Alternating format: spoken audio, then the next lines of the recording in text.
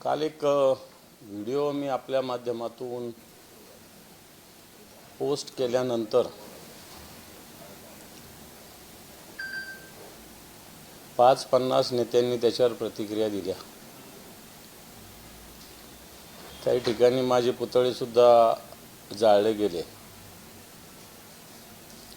पण मला असं वाटतं हे होत असतं। परंतु आत्ता सकाळी राष्ट्रवादी काँग्रेस, अजित पवार यांच्या पक्षाचे प्रदेश अध्यक्ष सुनील तटकरे यांचं वक्तव्य मी बघितलं आत्ता सकाळीच। मग दिल्लीतून त्यांनी केलेलं आहे आणि त्यांनी जी भूमिका मांडली की जो व्हिडिओ मी प्रसिद्ध केला तो राष्ट्रीय एकात्मतेवर घाला आहे आणि जर असा घाला अंबादास दानवे राष्ट्रीय एकात्मतेवर टाकत असतील तर केंद्र सरकार आणि राज्य सरकारने सगळ्या तपास यंत्रणा लावाव्यात। IB असेल, CBI असेल, जे काय असेल, मी तर म्हणेल रॉ सुद्धा लावायला काही हरकत नाही आणि अशा यंत्रणा तपास यंत्रणा लावून हा व्हिडिओ याची सत्यता तपासावी अशा प्रकारची भूमिका मांडलेली आहे। या भूमिकेचं मी स्वागत करतो। खरं तर केंद्राने आणि राज्याने कोणती तरी तपास यंत्रणा लावून या व्हिडिओची चौकशी केली पाहिजे। काल अनेक शिंदे गटाच्या लोकांच्या प्रतिक्रिया बघितल्या, ऐकल्या। कोणी म्हटलं व्हिडिओ मॉर्फ केला, कोणी म्हणतं तटकरेने दिला, कोणी म्हणतं आमचेच घरभेदी आहे। असे 25 वेगवेगळ्या पद्धतीनं या व्हिडिओची भूमिका मांडल्या। परंतु या सगळ्या भूमिकेत सुधीर भाऊ मुनगंटीवार जे भारतीय जनता पार्टीचे ज्येष्ठ नेते आहेत, यांनी या गोष्टीचा निषेध करून याचा तपास व्हावा अशा प्रकारची भूमिका मांडली। म्हणजे एकमेव योग्य भूमिका सुधीर भाऊंनी मांडलेली आहे। या भूमिकेवर विशेषतः शिंदे गटाच्या लोकांनी ज्या प्रतिक्रिया दिल्या त्या जर बघितल्या तर मराठीत त्याला चांगला शब्द आहे आणि हिंदीमध्ये पण आहे। मराठीत बावचळले असं म्हणता येईल आणि हिंदीत बौखलाहट असं म्हणता येईल। या दोन्ही गोष्टी शिंदे गटामध्ये या व्हिडिओमुळे झालेल्या आहे। आम्ही पुन्हा एकदा या व्हिडिओचा तपास व्हावा अशा प्रकारची मागणी करतो। तपास जर राज्य सरकारने करायला सुरुवात केली तर या तपासाला पूर्णपणे सहकार्य करण्याची भूमिका माझी राहील हेही मी सांगतो। कोणते चॅलेंज कोणी दिले या संदर्भात ते सगळे स्वीकारायला माझी तयारी आहे संघटना म्हणून, हे मी आपल्या कानी घालतो। परंतु या व्हिडिओपासून राज्य सरकारने किंवा सत्ताधारी पक्षाच्या लोकांनी पळ न काढता याचा एकदा सोक्षमोक्ष लावावा अशा प्रकारची विनंती आणि आव्हान आपल्या माध्यमातून मी राज्य सरकारला करतो। सुनील तटकरे यांची पत्रकार परिषद झाली तर ते म्हणतायत की अंबादास दानवे यांना ज्यांनी व्हिडिओ दिला तो खलनायक कोण तो शोधावा, कारण त्यांनी आरोप एका देशभक्त राष्ट्रभक्त व्यक्तीवर केले। मुख्यमंत्र्यांनी सगळ्या तपास यंत्रणा या सगळ्या शोध घेण्यासाठी लावला। एक प्रकारे उपहासात्मकरित्या त्यांनी टोला लागावा शिंदे गटाच्या। देशभक्ती आणि राष्ट्रभक्तीवर मी कोणाची शंका घ्यायचं काही कारण नाही, कोणाचंच नाही। म्हणजे तटकरे साहेब असतील किंवा ते महेंद्र दळवी असेल, याच्याविषयी शंका घेण्याचं काही कारण नाही। सगळेच देशभक्त आहोत आपण, राष्ट्रभक्त आहोत। परंतु तुम्ही म्हणता तसा मला ज्याने व्हिडिओ दिला त्याचा तपास करावा अशी मागणी तटकरे साहेबांनी केली, कारण त्यांच्यावर आरोप झाला की त्यांनी दिला म्हणून त्यांनी ती तशी मागणी केली असावी। पण मी सांगितलं माझा आणि त्यांचा मागच्या आत्तामध्ये कुठेतरी लग्नकार्यात 1-2दा फक्त भेट झाली, परंतु अशी चर्चा वगैरे दीड वर्षापूर्वी कबड्डीच्या निमित्तानं माझी त्यांची भेट होत असते। कबड्डी संघटनेचे ते प्रमुख आहेत, मीही त्या संघटनेत आहे आणि म्हणून भेटगाठ होत असते। परंतु राजकीय तटकरे साहेबांशी माझं कधीच कोणत्या विषयावर चर्चा झाली नाही, हे सत्य आहे। म्हणून तटकरे साहेबांनी देशभक्तीचं प्रमाणपत्र, राष्ट्रभक्तीचं प्रमाणपत्र महेंद्र दळवींना दिलेलं आहे। आता ते या शब्दाविषयी तर मी काही शंका नाही व्यक्त करणार, परंतु त्यांनी उपहास उपरोध का खऱ्या अर्थानं भूमिका व्यक्त केली हे मला माहिती नाही, पण तो भूमिका योग्य व्यक्त केली असंच मी म्हणेल. काल तुम्ही पहिला व्हिडिओ अपलोड केला, त्याचा पार्ट 2 पाहायला मिळणार आहे का? कारण तुम्ही म्हणालात की अजूनही काही बराच लेट अपलोड आहे. राज्य सरकारने याच्यावर तयारी तपासाची करावी, तर पार्ट 2ला मजा येईल. खरं सांगायचं तर राज्य सरकारची तर आता नाव आले, समजा माणूस दिसला आणि सरकारच त्याची चौकशी करणार नसेल तर काय करायचं. आता दळवी तर दिसतात, हे तर मी म्हटलोच नव्हतो, दळवींनीच सांगितलं मी आहे म्हणून, माझं खोटं केलं म्हणून. मग आता दळवी तर दिसतंय ना, दळवीलाच विचारा ना समोरचा कोण आहे. नाही तर मी तर सांगेल, पण मला याच्यात राज्य सरकारने किमान 1 इंच भर का होत नाही याचा तपास सुरू करावा अशी माझी राज्य सरकारला विनंती आहे. म्हणजे एकंदरीत असं म्हणायचं आहे का की जी समोरची व्यक्ती आहे लाईव्ह टी-शर्टमधली, तिला सरकार फेवर करेल, तरी तिचं नाव समोर आलं तरी तुझ्यावर काही कारवाई करणार? माझं म्हणणं असं आहे की महेंद्र दळवींना चौकशी करा, तुम्ही तेच सांगतील ना, तेच सांगतील. पण सरकारची इच्छा आहे का की मुद्दाम भारतीय जनता पार्टी अशा पद्धतीनं यांना बदनाम होऊ देते?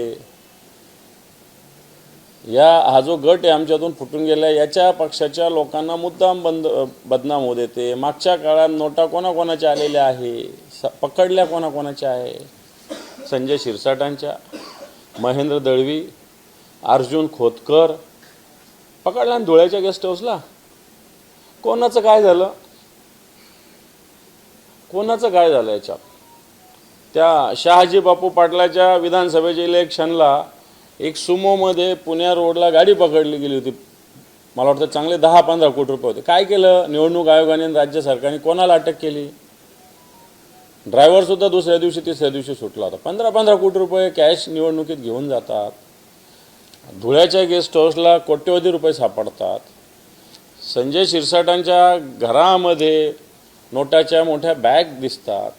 आणि कालच्या महेंद्र दळवींच्या सगळ्या मोठ्या पद्धतीनं जर नोटाची ढीग जर त्यांना सगळं दिसत असेल तर राज्य सरकार शिंदे गटाला मुद्दाम बदनाम होऊ देतं.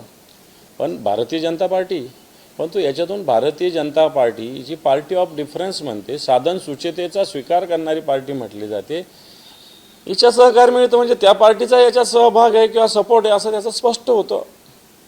आणि म्हणून लाल शर्ट घातलेला माणूस कोण आहे, पण जो समोर आहे तो दिसतोय ना धडधाकट, त्याला विचारलं तर तो बरोबर सांगेल, नाही तर मला विचारायला यावं ना पोलिसांनी, मी सांगतो ना. उदय सामंत यांनी एक मोठं स्टेटमेंट केलं. त्यांनी म्हटलंय की अंबादास दानवे हे सुद्धा आमच्यासोबत येण्यासाठी तयार होते. अनेकदा त्यांनी एकनाथ शिंदेची वेळ मागितलेली होती आणि आमच्या निष्ठेची तुलना त्यांनी करू नये. उदय सामंत यांनी तुमच्याबद्दल कसली निष्ठा? उदय सामंत काय मला निष्ठा सांगणार? शरद पवारांच्या पक्षात होते, शिवसेनेत आले आमच्याकडे, आमच्यासोबत एकनाथ शिंदेकडे गेले, ते काय मला निष्ठा सांगणार? मी 1996 पासून आजपर्यंत शिवसेनेतच आहे, बाळासाहेब ठाकरेंच्या आणि उद्धवजी ठाकरे साहेबांची.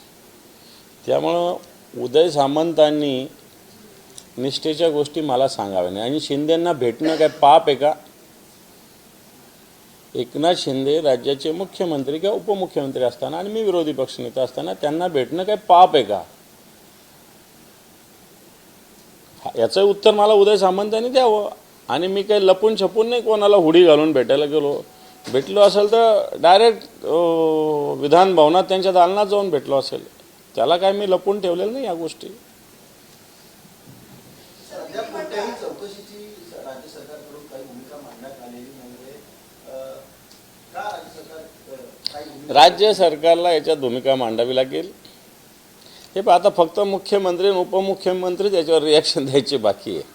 बाकी सगळ्यांनी याच्यावर भूमिका मांडलेली आहे. आणि एकंदर जर राज्य सरकारला याची तयारी नसेल तर राज्य सरकार मग नाकाने कांदे राज्य सरकारने सोलू नये ही सुद्धा भूमिका आम्हाला सगळ्यांना घ्यावी लागेल. हे पहा, आम्ही तर या सगळ्या बाबतीत ज्या भूमिका व्यक्त केल्या आहे, हा भ्रष्टाचार मिटला पाहिजे. नोटा जर कोणाच्या मालकीची असेल तर त्यांनी सांगा घ्या माझ्या होत्या. समजा माझ्याकडे पैसे असणं काही पाप नाही आहे. जर नीट कमावलेले असेल मी प्रामाणिकपणे, तर ते पैसे असणं काही पाप नाही आहे. पण याचाच अर्थ हे पापाचे जनतेच्या लुटीचा पैसा आहे म्हणून हे याच्यापासून पळ काढत आहेत. आणि सर्रास हा धंदा यांनी खोक्यांचा नोटांचा मांडलेला या महाराष्ट्रात, हे याच्यातून समोर आलेलं आहे. सर, विधिमंडळामध्ये आसन व्यवस्थेवरून ठाकरे गट आणि काँग्रेसमध्ये वाद झालेला आहे. आता काँग्रेसच्या आमदारांनी विधानसभा अध्यक्षांची भेट घेतलेली आहे. पण याच्यामध्ये ठाकरे गटाच्या 20 आमदारांमध्ये 14 आमदारांनी पुढील जागेमध्ये ही व्यवस्था द्यावी असं त्यांनी सांगितलेलं आहे. मला असं वाटतं हा फार मोठा जागेचा मुद्दा नाही. त्याच्यात पक्षाला जागा अलॉट केली जाते आणि पक्षाने मग कोणाला कुठं बसायचं ठरवलं जातं. शिवसेना तसा पाहायला गेलं तर सत्ताधारी पक्षानंतर सगळ्यात मोठा पक्ष शिवसेना उद्धव बाळासाहेब ठाकरे आहे. तर निश्चित शिवसेनेला त्याच्यात महत्त्वाची जागा मिळेल आणि मिळाली पाहिजे. सर, राज्य निवडणूक आयोगाने अजून 5 दिवस वाढवून दिले आहे अंतिम यादी जाहीर करण्याची. मात्र 5 दिवस पुरेसे असतील तुमच्यासाठी? नेमकं नवीन काय पाहिलेलं आहे 5 दिवसांमध्ये? आणि खरं तर हे वेळ आता त्यांना पाहिजे. राज्य निवडणूक आयोगाला जे जे लोक आहे, ज्यांचा मतदार यादीवर ऑब्जेक्शन आहे, ते सगळे आता सादर करून झालेले. त्याचा निकाल, त्याची तपासणी होण्याची आवश्यकता आहे. राज्य सरकारने याच्यात थातूरमातूरपणा करून राज्य निवडणूक आयोगाने याच्यामध्ये थातूरमातूरपणा करू नये. काही ठिकाणी अशा पद्धतीनं तक्रारी बेदखल केल्या जातात. कारण ज्या तक्रारी केलेल्या आहेत ते अतिशय पुराव्यानिशी कार्यकर्ते कोणत्याही पक्षाचा असेल, मी म्हणत नाही आमचाच असेल, सगळ्या पक्षाचे, याच्यात भारतीय जनता पार्टीचे सुद्धा कित्येक लोकांच्या काही तक्रारी आहे, शिंदे गटाच्या सुद्धा काही लोकांच्या तक्रारी आमच्या आहे. या सगळ्या तक्रारी अतिशय बेसिक तक्रारी आहे. दुबार मतदार तर हा स्वतंत्र भाग आहे. परंतु जे वॉर्ड्स आहे, या वॉर्डातले लोक दुसऱ्या वॉर्डात टाकणं किंवा दुसऱ्या वॉर्डातले लोक या वॉर्डात घेणं, असे सर्रास बरंच छोटे नाही, 100-50 मतदार नाही, 5,000, 7,000, 8,000 असे मतदार घेण्याचे प्रकार घडलेले आहे. काही याच्यातले आढळलेले ते राजकीय हेतूनं सुद्धा केलेले आढळतात. अशा तक्रारी आमच्याकडे आहेत की ह्या भागातला मतदार आपल्याला होणार नाही म्हणून याला तिकडे टाका. आणि याच्यात सत्ताधारी पक्षाचे लोक मोठ्या प्रमाणावर सहभागी. निवडणूक आयोग विशेषतः तिथले म्युन्सिपाल्टीचे म्हणजे महानगरपालिकेचे आयुक्त राजकीय दबावाखाली काही ठिकाणी असं काम करतात. निवडणूक आयोगाने याच्याकडे लक्ष देण्याची आवश्यकता आहे.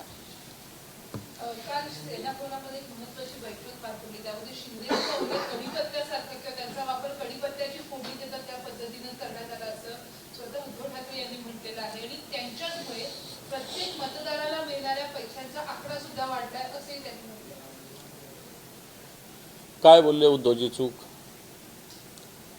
सुरुवातीला शिंदेना फोडून मुख्यमंत्री केलं, आता उपमुख्यमंत्री केलं, परंतु कोणतेही अधिकार, कोणताही मान, कोणताही पान या ठिकाणी मिळत नाही. आणि म्हणूनच त्यांना मंत्रिमंडळाच्या बैठकीवर बहिष्कार टाकावा लागला. दिल्लीला अमित शाह साहेबांकडे गेल्यावरही त्यांना न्याय मिळालेला नाही. आणि म्हणून याचाच अर्थ असा की भारतीय जनता पार्टीनं गरज सरो वैद्य मरो अशा प्रकारची भूमिका आहे. कढीपत्ता आपण जो टाकत असतो चवीसाठी टाकत असतो, कढीमध्ये किंवा अन्य कशामध्ये जेवणाच्या पदार्थात, पण जेवताना तो कढीपत्ता कोणी खात नसतो, तो बाजूला काढला जातो. तशाच पद्धतीनं आता भारतीय जनता पार्टीची सत्ता स्थापन झालेली आहे. स्वतःला त्यांनी मजबूती प्राप्त करून घेतलेली आहे. आणि त्यामुळे आता शिंदे त्यांना जड झाले म्हणून कढीपत्त्यासारखं त्यांना बाजूला केलं. ही भूमिका माननीय उद्धवजी ठाकरे साहेबांनी मांडलेली. हे आधीपासून उद्धवजी मानत होते की भारतीय जनता पार्टी कोणाचीच झाली नाही तर तुमची काय होणार. अडवाणींची त्यांची नाही झाली. अडवाणीसारख्यांना, मुरली मनोहर जोशीसारख्यांना भारतीय जनता पार्टीने घरी बसवलं तर यांचं काय होणार आहे भारतीय जनता पार्टी.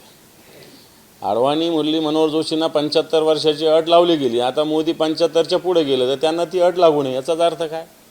म्हणजे जे स्वतःच्या पक्षाच्या नेत्यांचे नाही झाले ते दुसऱ्यांचे काय होणार, हा त्याच्यातली भूमिका उद्धवजींनी मांडलेली.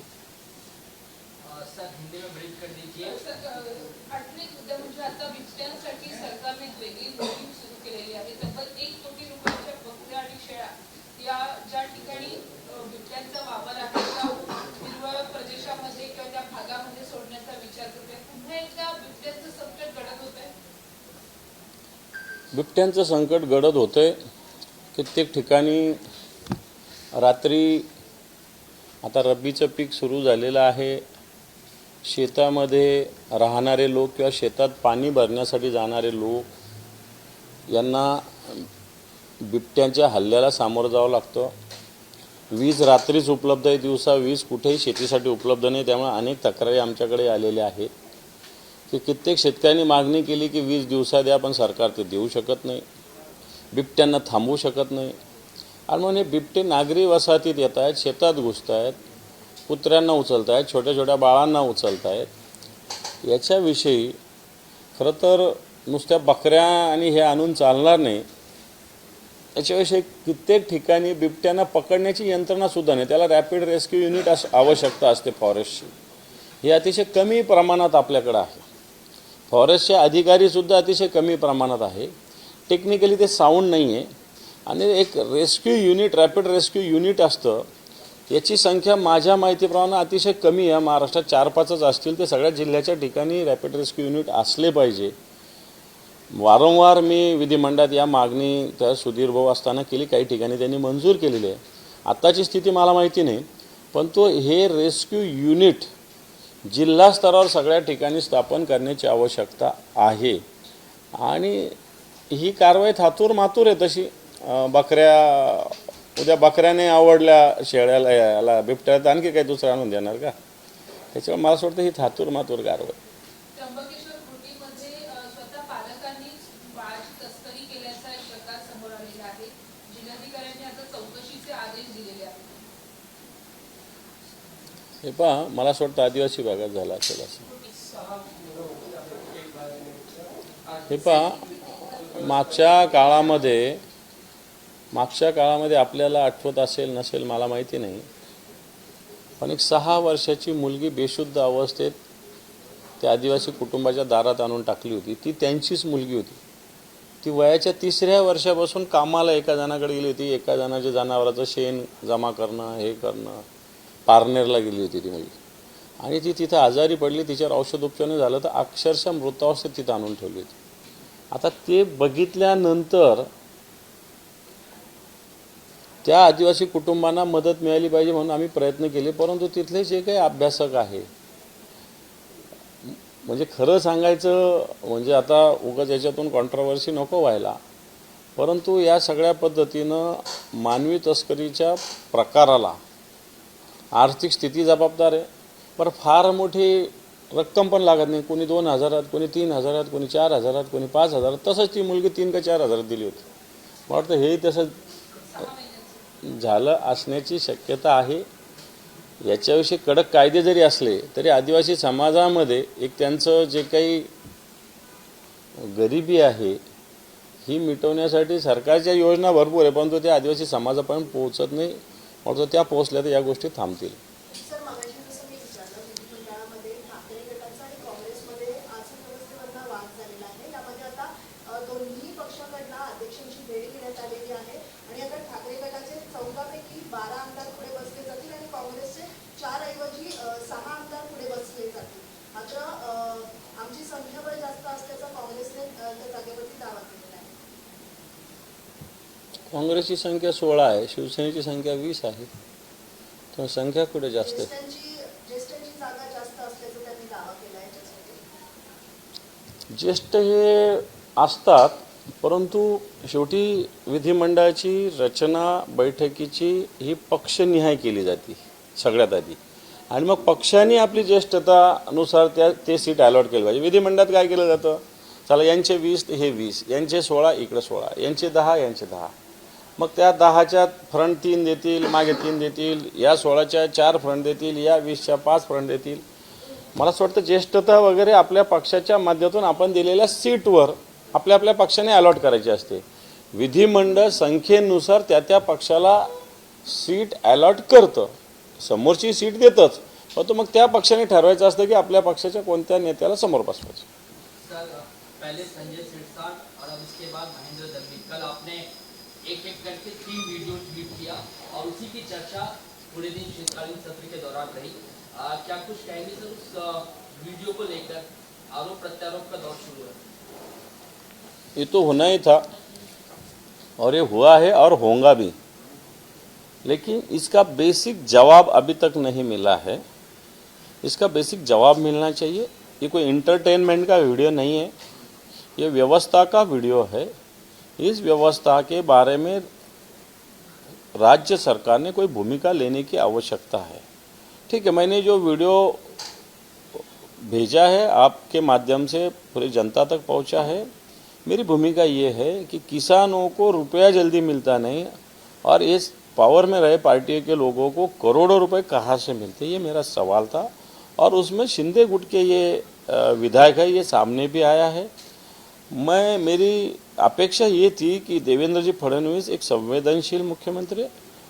ठीक है, उनके प्रामाणिकता के बारे में मैं कुछ नहीं कह सकता, उनको मैं बाकी आरोप ही नहीं लगाऊंगा, लेकिन उनके जैसे मुख्यमंत्री ने इसमें कार्रवाई करने की आवश्यकता है, क्योंकि वो होम मिनिस्टर भी है, राज्य के चीफ मिनिस्टर भी है। ये दोनों नाते से उन्होंने इस विषय पे कार्रवाई, मैं समझता हूँ कार्रवाई मत करो, इंक्वायरी तो करो, क्या सत्यता है वो सामने तो आने दो, ये मेरी भूमिका है।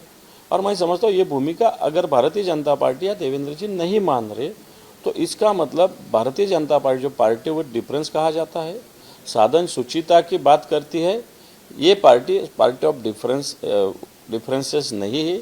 ये पार्टी भी करप्टेड लोगों को साथ देने वाली है, ये भी पार्टी ऐसे ही कमीशन लेने वाले लोगों को साथ देने वाली है, ऐसा हम समझेंगे। शिंदे के विधायक देवेंद्र फडणवीस के दामन पर दाग लगा रहे हैं क्या? पहले बिल्कुल लगा रहे हैं। शिंदे के, मैं क्या समझ रहा हूँ, शिंदे के विधायक किसके ताकत पे ये काम करते हैं? वो सत्ता में है, भारतीय जनता पार्टी के साथ है, इसी आधार पे वो ये सब काम कर रहे हैं।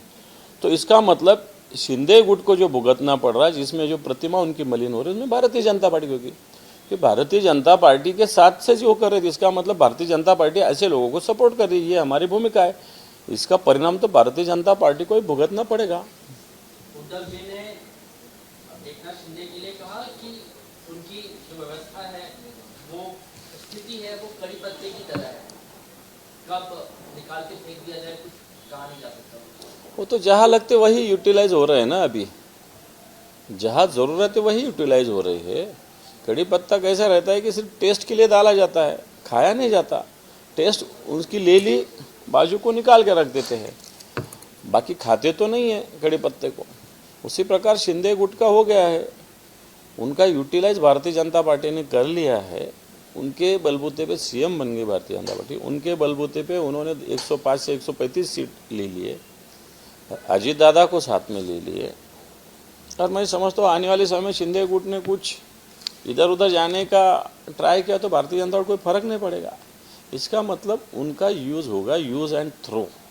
इस प्रकार की बात कड़ी पत्ता के माध्यम से उद्धव जी ने आपके सामने रखी है। कल देर रात एक मीटिंग हुई, उसमें मुख्यमंत्री थे, एकनाथ शिंदे थे, रविंद्र चौहान थे।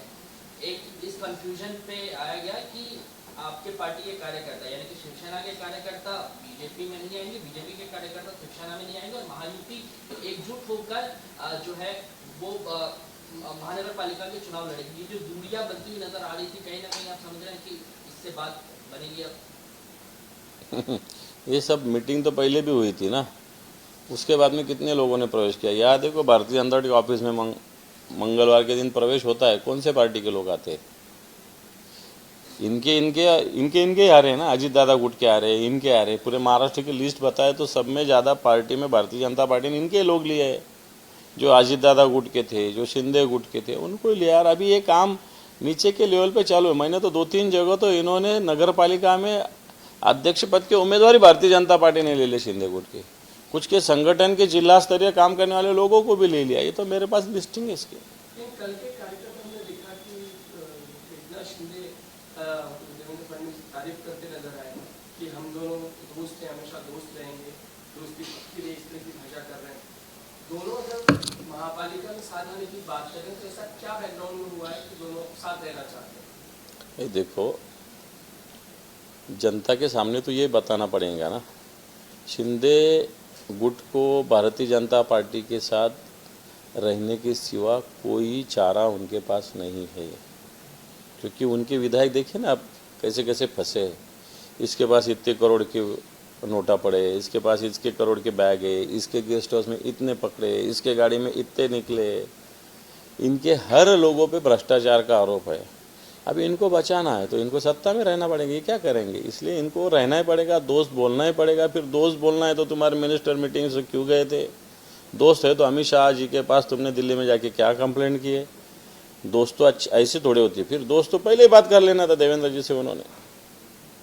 इसलिए ये सब मैं समझता हूँ अभी जो दूरियां बनी है, नेता एक आने से कुछ नहीं होगा, कार्यकर्ताओं के मन में जो दूरियां निर्माण हुई वो कोई पार्टी नहीं मिटा सकती, कोई भी पार्टी नहीं मिटा सकती।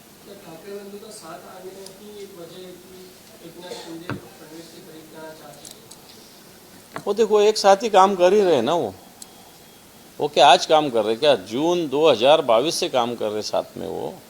तो मैं समझता हूँ ठाकरे बंधु एक जगह आने से वो एक जगह आ रहे ऐसा बोलना गलत होगा, वो तो पहले से ही एक है ना। सर शेवटचा प्रश्न, विधिमंडळाचं अधिवेशन सुरू आहे आणि गेल्या 5 वर्षामध्ये तुम्ही विधिमंडळामध्ये विधान परिषदेमध्ये होता, तुम्ही सरकारला अक्षरशः हलवून सोडलं आणि आता त्याला अनुसरून एक उपप्रश्न आहे की तुम्ही विरोधी पक्ष नेते असताना सरकारची वाभाडे काढण्याचा प्रयत्न केला होता, नवे काढलेच होते आणि आता मात्र विधानसभेत पण आणि विधान परिषदेत सुद्धा विरोधी पक्ष नेताच नाही आहे आणि तुम्ही सुद्धा विधिमंडळात नाही आहात। कसं बघता या सगळ्या याला काय दिवाळी अधिवेशनात? हे बाई प्रक्रिया आहे, त्यामुळे मी असणं आणि नसणं फार महत्त्वाचा विषय नाही, परंतु जनतेचे प्रश्न सगळे लोक काही ना काही पद्धतीनं मांडतात। सरकार त्याला रिस्पॉन्स जसा पाहिजे तसा देत नाही। सरकारला विरोधी पक्षच नको आहे। खरं तर आपल्याकडे असं एक अभंग आहे, निंदकाचे घर असावे शेजारी, आपण असं म्हणतो। खरं तर टीका टिप्पणी करणारे आपल्यासोबत आपल्या आजूबाजूला असले पाहिजे, म्हणजे आपल्यातले दोष याच्यातून मिटवता येतात, संपवण्यासाठी आपण प्रयत्न करू शकतो। परंतु आत्ताच्या घडीला सत्ताधारी पक्षाची भारतीय जनता पार्टीने एक कल्चर केंद्रापासून तर आत्तापर्यंत राज्यापर्यंत गावापर्यंत पोहोचवली आहे की आपल्याला विरोधी पक्षच नको। खरं तर ही भूमिका चुकीची आहे। विरोधी पक्षाच्या माध्यमातून विरोधी पक्ष सरकारला आरसा दाखवत असतो। निश्चित या आरशाच्या माध्यमातून सरकारकडून 10 नाही 2 तर काम होऊ शकतात, 2 नाही 1 तर काम होऊ शकतं जनतेचं। पण तो आत्ताच्या घडीला राज्याच्या सरकारची ही मानसिकता नाही, कारण वरती दिल्लीत तसं आहे तसंच इथं झालेलं आहे, त्यांना विरोधी पक्षच नको। आता पुतीन आले, राहुल गांधींची खरं तर त्यांची भेट होऊ द्यायला पाहिजे होती। ही आत्तापर्यंतचा प्रोटोकॉल आहे की कोणत्याही विदेशातील कोणी राष्ट्राचे प्रमुख आले तर विरोधी पक्ष नेत्याची ते भेट घेत असतात। विरोधी पक्ष नेता काही बाहेरच्या देशाच्या अध्यक्षाकडे काय मोदींची तक्रार करत नसतो, त्यालाही तेवढं शेवटी आपलं राज्य आपला देश सगळ्यात महत्त्वाचा असतो। बाकी आपण आपले एकमेकात वादविवाद करू शकतो, बाहेरचे लोक आल्यावर थोडी करतात। परंतु तिथं सुद्धा तसंच झालं, राज्यात सुद्धा बडे मियाँ तो बडे मियाँ छोटे मियाँ सुभान अल्लाह, राज्यात सुद्धा तसंच आहे। विरोधी पक्ष नेत्या विना खरं तर विधिमंडळामध्ये विरोधी पक्षनेता असलाच पाहिजे। भूषण गवई सर्वोच्च न्यायालयाचे न्यायाधीश ज्यांनी बूट फेकला होता त्यांच्यावर, त्या माणसावर त्या वकिलावरती सुद्धा जे आहे बूट फेकून त्यांना मारहाण करण्यात आली। कसं बघता की कोर्टामध्ये किंवा न्यायप्रक्रियेमध्ये असे प्रकार घडतात? हे बघ, भूषण गवई साहेब हे देशाचे सरन्यायाधीश होते। मला सांगा, सरन्यायाधीश असो, राष्ट्रपती असो, पंतप्रधान असो, हे आपल्या देशाच्या व्यवस्था आहे। न्यायपालिका, कार्यपालिका हे आपल्या देशाच्या व्यवस्था आहे। आणि भर कोर्टामध्ये सरन्यायाधीशावर बूट फेकल्यानंतर कोण रिॲक्ट झालं? समजा मी एक साधा आरोप केला तर पुतळे जाळले गेले माझे, त्याला ओके, नो प्रॉब्लेम, काही त्याचं मला दुःख नाही, हे झालं पाहिजे आणि होऊ द्या। पण भूषण गवई सारख्या व्यक्तीवर जो एक डॉक्टर बाबासाहेब आंबेडकरांच्या विचाराचा एक व्यक्ती देशाचा सरन्यायाधीश होतो आणि त्याच्यावर हे पुरातनवादी मतवादी हे लोक बूट फेकतात, पंतप्रधानांनी निषेध केला? राष्ट्रपतींनी केला? नाही केला ना, कारण या विचारसरणीचेच लोक अशा पद्धतीनं बूट फेकण्याचा प्रकार करतात। मला असं वाटतं कोणी त्या वकिलाला मारला असेल तर मोठी गोष्ट नाही आहे, खरं तर अशा व्यक्तीला फासावर न्यायला पाहिजे होतं आत्तापर्यंत केंद्राने। पण कोणत्याही गोष्टी केंद्राने केलेल्या नाही, त्यामुळे त्यांना मारणं म्हणजे फार मोठी गोष्ट झाली असं मी मानत नाही. अशा लोकांना मारून काही होत नाही असं मला तरी वाटतं. सर, राहुल गांधी को लेकर जुड़ा एक प्रश्न है. राहुल गांधी ने कल पार्लियामेंट में रीडेबल मशीन जो है वोटिंग लिस्ट को लेकर कि वो सभी राजनीतिक पार्टियों को दिया जाए और ईवीएम एसेस जो है वो हमें दिया जाए, इस तरह की मांग की है. किस तरह से देखते हैं आप? मैं समझता हूँ सही मांग है. मैंने कल भी ये बात रखी थी. 10-10 साल हुए, कुछ लोग एक्सपायर्ड हुए, उनका भी नाम वोटिंग लिस्ट में है. कुछ लोग कहाँ रहते उसका आता पता नहीं, वो भी वोटिंग लिस्ट में है. कुछ लोग के 10-10 जगह नाम है, वो भी वोटिंग लिस्ट में है. इस प्रकार का अगर प्रोवाइड मशीन हर पॉलिटिकल पार्टी को इलेक्शन कमीशन ने किया तो मैं समझता हूँ अपडेट वोटिंग लिस्ट सामने आएगी. लोग भी ईमानदारी से वोटिंग को आएंगे, कोई हिम्मत नहीं करेगा वोटिंग में कोई गलतियां करे या गफलत करे. और राहुल जी ने जो बात रखी है चुनाव सुधार के बारे में, वो सही बात रखी. मैं बोल रहा अच्छी चर्चा पार्लियामेंट में चालू है. इसके माध्यम से सिर्फ ये चर्चा तक सीमित नहीं रहना चाहिए, इसमें के अच्छे जो मुद्दे हैं इलेक्शन कमीशन ने एक्सेप्ट करने की आवश्यकता है. सर, राहुल गांधी ने ये भी आरोप लगाया है भाजपा पर कि भाजपा चुनाव आयोग का उपयोग करके लोकतंत्र को जो है खतरे में डाल रही है. सही है. मेरे पास कल एक वीडियो था, वो जो इलेक्शन कमिश्नर जो है ज्ञानेश कुमार, वो अमित शाह जी के पैर पड़ रहे हैं. ऐसा एक वीडियो मेरे सामने. मैं समझता हूँ इलेक्शन कमीशन हम इंडिपेंडेंट यंत्रणा कहते हैं और इस देश का इलेक्शन कमिश्नर अमित शाह जी के पैर पड़ता है. इसका मतलब क्या समझना जनता ने? इसका मतलब तुमने अपने नज़दीक के जो कुछ मराठी में उसको बगल बच्चे कहते हैं, ऐसे लोग बिठा दिए. उनसे क्या अपेक्षा रखेंगे तुम? सर, इंडिगो क्राइसिस में जहां एक तरफ जनता आज भी परेशान है, वहीं दूसरी तरफ जो मुख्य आरोपी है लूथरा बंधु, वो इंडिगो की फ्लाइट से ही जो है विदेश रवाना हो जाते हैं. सरकार के हाथ अभी खाली है. दो इशू आपने रखे हैं, अलग अलग है.